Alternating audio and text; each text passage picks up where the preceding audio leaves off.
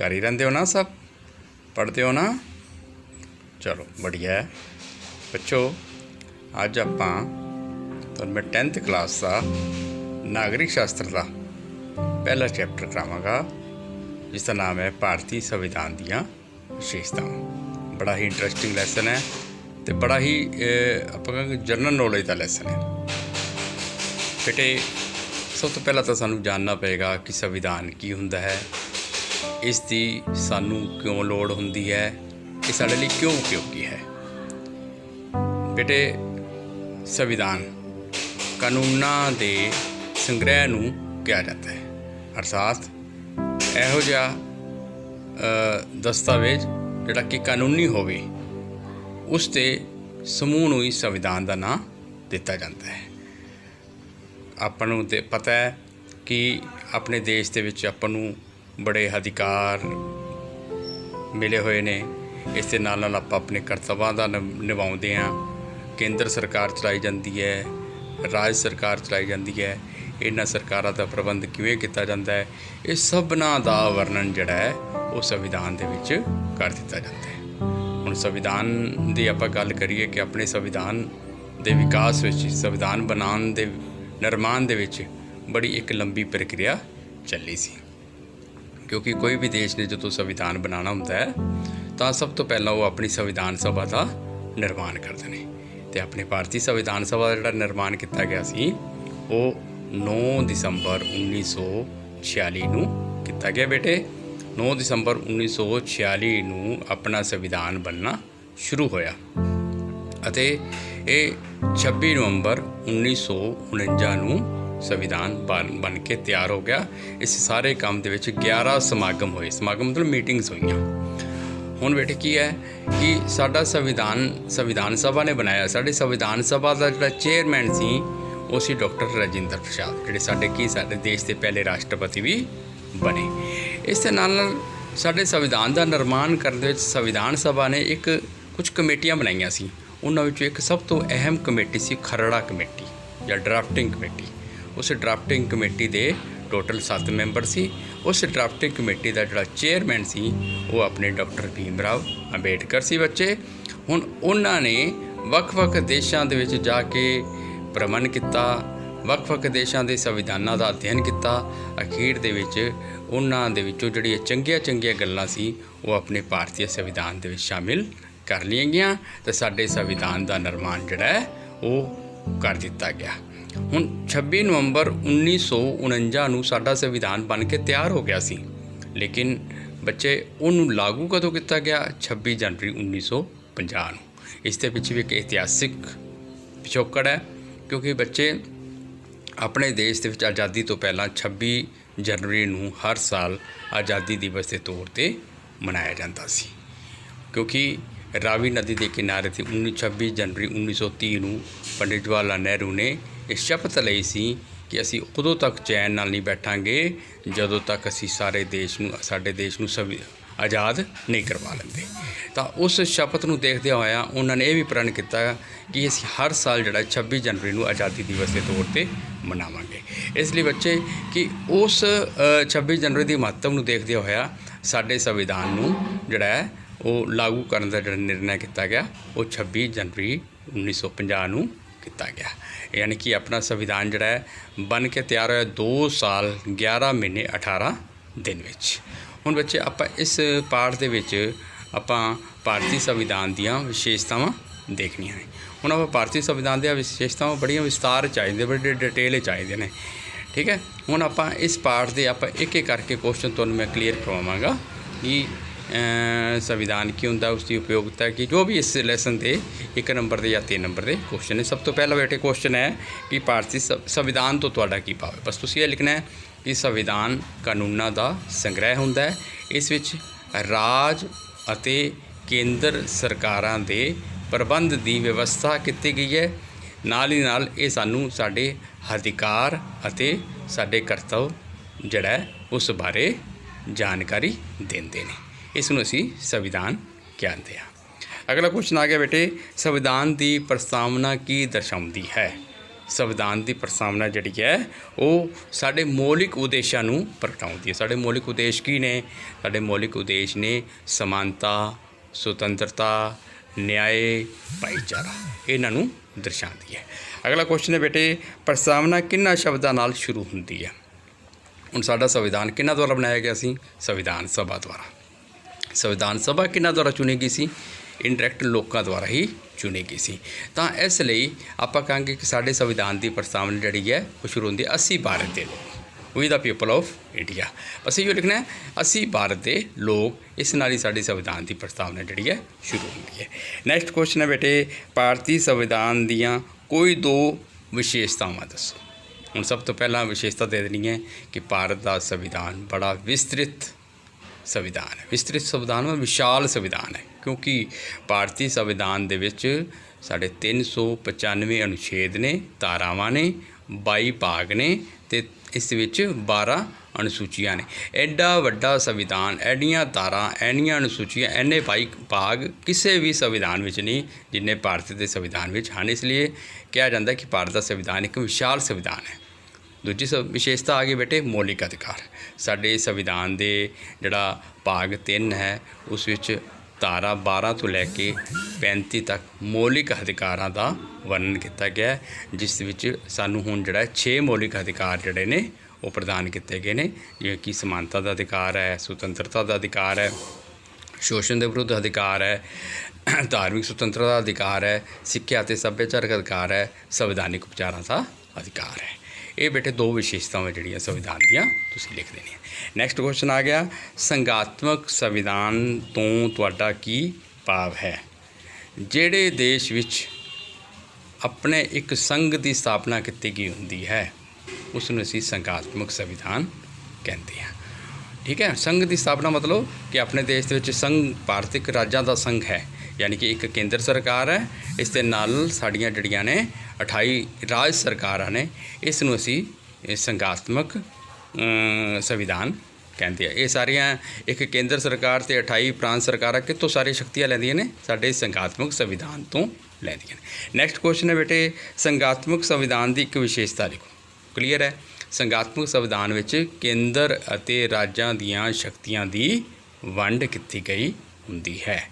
होर विशेषता देनी है, इस विच दे देना है कि संघात्मक शासन प्रणाली दे विच जिहड़ा है 2 तरह की शासन प्रणाली हुंदी है, एक केंद्रीय सरकार, दूजी प्रांतिक सरकार। नैक्सट क्वेश्चन है, भारतीय नागरिकों के कोई एक अधिकार का उल्लेख करो। हुण तुहानूं मैं करवाया ना मौलिक अधिकार बेटे, मौलिक अधिकार किन्ने अधिकार सी? 6 अधिकारां च बेटे कोई भी एक अधिकार का तुसीं वर्णन कर देना, जिवें कि समानता का अधिकार कर देना या स्वतंत्रता अधिकार कर देना। ठीक है, नैक्सट क्वेश्चन है बेटे, भारतीय नागरिकों का एक संविधानिक कर्तव्य दसो। बेटे हुण जिवें अपने संविधान के भाग 3 दे विच आपां नूं मौलिक अधिकार दिते गए हैं, उस तरह संविधान के भाग 4 दे विच आर्टिकल 51A दे विच सानूं 11 मौलिक कर्तव्य दिते गए हैं। मौलिक कर्तव्य तो भाव की है कि सानूं देश जिहड़ा बहुत कुछ दिंदा है, जिहड़ा कुछ सानूं देश सुविधावां प्रदान करता है उसनूं तां असीं अधिकार कह दिंदे हैं, लेकिन उस दे बदले जिहड़ा असीं करजा चुकाते हाँ, यानी कि उस दे बदले असीं जिहड़ी देश की सेवा करते हाँ, ठीक है, देश नूं जो कुछ चुकाते हाँ उसनूं असीं ड्यूटी या कर्तव्य कहते हैं। साडा सब तो पहला कर्तव्य की है कि सानूं अपने देश की प्रभुसत्ता, एकता, अखंडता का सन्मान करना चाहिए, राष्ट्रीय गीत, राष्ट्रीय झंडे का सन्मान करना चाहिए। ये साडे संविधान की विशेषता है। एक संविधान का एक मौलिक कर्तव्य है। इस नाल एक याद होर करना है बेटे, पहला अपने मौलिक कर्तव्यों की गिनती 10 सी, हुण मौलिक कर्तव्यों की गिनती जी है 11 हो गई है। इस विच किहड़ा 11वां मौलिक कर्तव्य जोड़िया गया वो है कि हरेक माँ बाप जिहड़े ने, माता पिता ने, उन्हां दा एक मौलिक कर्तव्य बनता है कि वो 6 तो लैके 14 साल के बच्चों नूं स्कूल दे विच भेजन, क्योंकि सरकार वालों ये आपां नूं एक मौलिक अधिकार भी दिता गया है कि हरेक 6 तो लैके 14 तक के बच्चे नूं मुफ्त अते लाजमी सिक्ख्या दिती जाएगी। तो इसलिए मापिओ का भी कर्तव्य बनता है कि बच्चों नूं 6 तो लैके 14 साल के बच्चों नूं स्कूलों दे विच भेजन। नैक्सट क्वेश्चन है बेटे, भारतीय संविधान दीयां हेठ लिखियां विशेषतावां दा व्याख्या करो। ब्रीफ करना है। सब तो पहले की है प्रभुसत्ताधारी। प्रभुसत्ताधारी तो भाव की है कि साडा देश जिहड़ा है, साडे देश का जिहड़ा संविधान है वो प्रभुसत्ताधारी है। प्रभुसत्ताधारी मतलब कि साडा देश अंदरूनी ते बाहरी तौर ते सुतंत्र है। 1947 तो पहला अपना देश सुतंत्र नहीं सीगा, अंग्रेज़ों का गुलाम सी, असी प्रभुसत्ता संपन्न नहीं सी। लेकिन 15 अगस्त 1947 तो बाद असी प्रभुसत्ता संपन्न बन गए, असी अंदरूनी ते बाहरी तौर पर सुतंत्र हो गए। नैक्सट विशेषता दी है धर्म निरपक्ष राज। बेटे धर्म निरपक्ष राज की होंदा है? वो राज जिसका अपना कोई धर्म नहीं होता, सारे धर्मां नूं बराबर का सन्मान दिता जाता है, उसनूं असीं धर्म निरपक्ष राज कहते हैं। अपने देश के विच हर एक नागरिक नूं कोई भी धर्म अपनाउण दी पूरी आज़ादी है। वो मंदिर जाता है, मस्जिद जाता है, गुरुद्वारे जाता है, गिरजाघर जाता है। इस विच राज या कोई व्यक्ति दखल अंदाजी नहीं कर सकता। नैक्सट है बेटे समाजवादी। विशेषता की समाजवाद। समाजवाद किनू कहने? समाजवाद कहने बेटे जिस देश के विच नागरिकां नूं समाजिक ते आर्थिक न्याय या समाजिक ते आर्थिक सुतंत्रता दिती गई हुंदी है, उसनूं असीं समाजवाद कहते हैं। यानी कि कोई भी वितकरा ना करना लोगों नाल समाज दे विच, उसनूं समाजवाद का नाम दे दिता जाता है। नैक्सट है गणतंत्र। और शब्द आ गया गणतंत्र या गणराज। गणतंत्र या गणराज किनू कहते हैं? गणतंत्र तो भाव है कि जिहड़े देश का मुखी लोकां द्वारा प्रत्यक्ष या अप्रत्यक्ष तौर पर चुनिया जाए, उसनूं असीं गणराज या गणतंत्र कहते हैं। यानी कि पीढ़ी दर पीढ़ी ना होवे, मतलब पीढ़ी दर पीढ़ी जिवें आपां देखते हैं कि इंग्लैंड दे विच राजा हुंदा है, राजे दा राजा जिहड़ा देश का मुखी हुंदा है, उस तो बाद वो राजे की जदों मृत्यु या डैथ हो जाती है, उस तो बाद उनका बच्चा राजकुमार जिहड़ा हुंदा वो राजा बन जाता है। अपने देश में इस तरह नहीं गा। अपने देश एक गणतंत्र है। गणतंत्र लोगों द्वारा चुनिया जाता देश का मुखी, जिवें अपना राष्ट्रपति है, अप्रत्यक्ष तौर पर लोगों द्वारा चुनिया जाता, इसनूं असीं गणराज का नाम देते हैं। नैक्सट बेटे ये एक नंबर के तुहाडे क्वेश्चन हो गए, ठीक है। हुण नैक्सट जिहड़ा है तुहानूं तीन नंबर जिहड़े तीन नंबरां वाले जिहड़े क्वेश्चन वो करवाए जाणगे ब्रीफ दे विच। प्रश्न है भारत एक धर्म निरपक्ष लोकतंत्र गणराज है। ये तुहानूं क्लीयर कराया क्वेश्चन पहला ध्यान नाल वेखिया करो की है कि भारत एक धर्म निरपक्ष लोकतंत्र गणराज है। पर तीन चीज़ों की व्याख्या करनी पेगी। पहला आ गया लोकतंत्र। धर्म निरपक्ष तो मतलब की है? तो हुणे दसिया है कि राज का अपना कोई धर्म ना होवे, हर एक व्यक्ति को कोई भी धर्म अपनाउण दी आज़ादी होवे। दूसरा शब्द आ गया लोकतंत्र। लोकतंत्र भाव के लोगों का राज, यानी कि प्रत्यक्ष अप्रत्यक्ष तौर पर लोगों के प्रतिनिधियों द्वारा ही शासन चलाया जाए, उसनूं असीं लोकतंत्र कहते हैं। अगों आगे गणराज। गणराज तो भाव कि वो शासन प्रणाली जिस देश का मुखी जिहड़ा है लोगों द्वारा प्रत्यक्ष या अप्रत्यक्ष तौर पर, प्रत्यक्ष या अप्रत्यक्ष तौर पर दोनों ही लै सकते हैं, चुनिया जाए, उसनूं असीं गणराज कहते हैं। नैक्सट क्वेश्चन है बेटे प्रस्तावना विच दर्शाए उद्देश्यों का वर्णन करो। हुण साडे देश की संविधान की प्रस्तावना जिहड़ी है वो किहड़े उद्देश प्रगट करती है? साडे संविधान की प्रस्तावना जिहड़ी है वो कहती है कि भारत एक प्रभुसत्ता संपन्न समाजवाद धर्म निरपक्ष लोकतंत्र गणराज है। इस विच हरेक नागरिक नूं समाजिक आर्थिक ते राजनीतिक न्याय मिले। इस नाल लोग कहता है कि नागरिकों नूं विचार प्रगट करन, विचार पेश करन, धर्म विश्वास अते पूजा की आज़ादी होवे। इस नाल कानूनां दे सामने सारे नागरिक जिहड़े ने वो बराबर होण ते सारे देश के लोगों को एकता ते भाईचारे की भावना जिहड़ी है वो प्रदान की जाए। ये बेटे अपने संविधान की जिहड़ी प्रस्तावना है उद्देश्य दर्शाती है। अगला बेटे प्रश्न आ गया हेठ लिखे अधिकारों में किसी एक का संक्षेप वर्णन करो। जिवें 3 अधिकार दिते हुए हैं, समानता का अधिकार दिता हुआ है, स्वतंत्रता का अधिकार दिता है, शोषण के विरुद्ध अधिकार दिता है, संवैधानिक उपचार अधिकार दिता है। ब्रीफ के तुहानूं मैं चारों ही समझावांगा बेटे। पहला समानता का अधिकार। समानता का अधिकार तो भाव की है कि अपने देश के विच जाति धर्म भाषा नस्ल के आधार से किसी नाल कोई वितकरा नहीं किया जाएगा, सारिਆਂ ਨੂੰ एक समान जिहड़ा है वो नागरिकता दी जाएगी। दूसरा आइंदा है भेदभाव की मनाही कि नागरिक अपने देश के विच किसी नाल कोई जाति धर्म भाषा के आधार से कोई भेदभाव या छूआछात नहीं की जाएगी। तीसरा आ गया कानून के सामने समानता। अपने देश के विच कानून जिहड़ा है वो सब तो सर्वोपरि है, कानून सब तो उच्चा है। कानून के सामने सारे की ने समान ने, कोई छोटा वड्डा नहीं गा। चाहे अपने देश का प्रधानमंत्री है, चाहे अपने देश का एक छोटा जा कोई कर्मचारी है, ठीक है, अधिकार दोनों बराबर ही ਦਿੱਤੇ ਗਏ ਨੇ। ਇਸ ਲਈ ਆਪਾਂ ਕਹਿੰਦੇ ਕਾਨੂੰਨ ਦਾ ਸ਼ਾਸਨ ਹੈ। ਇਸ ਨਾਲ ਨਾਲ ਆ ਜਾਂਦਾ ਬੇਟੇ ਅਵਸਰ ਦੀ ਸਮਾਨਤਾ ਦਿੱਤੀ ਗਈ ਹੈ। ਸਾਡੇ ਦੇਸ਼ ਦੇ ਵਿੱਚ ਜਿਹੜੀ ਹੈ ਹਰੇਕ ਨਾਗਰਿਕ ਨੂੰ ਨੌਕਰੀ ਪ੍ਰਾਪਤ ਕਰਨ ਲਈ ਜਾਂ ਕੋਈ ਰਾਜਨੀਤਿਕ ਤੌਰ 'ਤੇ ਅਹੁਦਾ ਪ੍ਰਾਪਤ ਕਰਨਾ ਹੈ, ਇਸ ਲਈ ਉਸ ਵਿਅਕਤੀ ਨੂੰ ਅਵਸਰ ਜਿਹੜਾ ਹੈ ਬਰਾਬਰ ਤੌਰ 'ਤੇ ਦਿੱਤਾ ਗਿਆ ਹੈ। ਇਸ ਦੇ ਨਾਲ ਨਾਲ ਆ ਗਿਆ ਬੇਟੇ ਉਪਾਧੀ ਜਾਂ ਖਿਤਾਬ ਦੀ ਸ਼ਕਤੀ ਸਮਾਪਤੀ। ਉਪਾਧੀ ਜਾਂ ਖਿਤਾਬ ਕੀ ਹੁੰਦਾ ਹੈ ਕਿ ਆਪਣੇ ਦੇ ਪੁਰਾਣੇ ਟਾਈਮ 'ਤੇ ਅੰਗਰੇਜ਼ਾਂ ਦੇ ਵਿੱਚ ਕੀ ਕਰਦੇ ਸੀ, ਕਿਸੇ ਨੂੰ ਰਾਏ ਸਾਹਿਬ, ਕਿਸੇ ਨੂੰ ਸਾਹਿਬ, ਕਿਸੇ ਨੂੰ ਚੌਧਰੀ, ਇਸ ਤਰ੍ਹਾਂ ਕਰਕੇ ਨਾ ਉਹ ਕੁਛ ਉਪਾਧੀਆਂ ਦੇ ਦਿੰਦੇ ਸੀ। ਲੇਕਿਨ ਆਪਣੇ ਦੇਸ਼ ਦੇ ਵਿੱਚ ਜਦੋਂ ਆਜ਼ਾਦੀ ਤੋਂ ਬਾਅਦ ਆਪਣੇ ਸੰਵਿਧਾਨ ਨੇ ਸਾਰੀਆਂ ਉਪਾਧੀਆਂ ਜਿਹੜੀਆਂ ਨੇ ਉਹ ਬੰਦ ਕਰ ਦਿੱਤੀਆਂ। ਸਿਰਫ ਉਪਾਧੀਆਂ 2 ਸਬਜੈਕਟ ਵਿੱਚ ਦਿੱਤੀਆਂ ਜਾ ਸਕਦੀਆਂ ਨੇ, ਐਜੂਕੇਸ਼ਨ ਐਂਡ ਡਿਫੈਂਸ।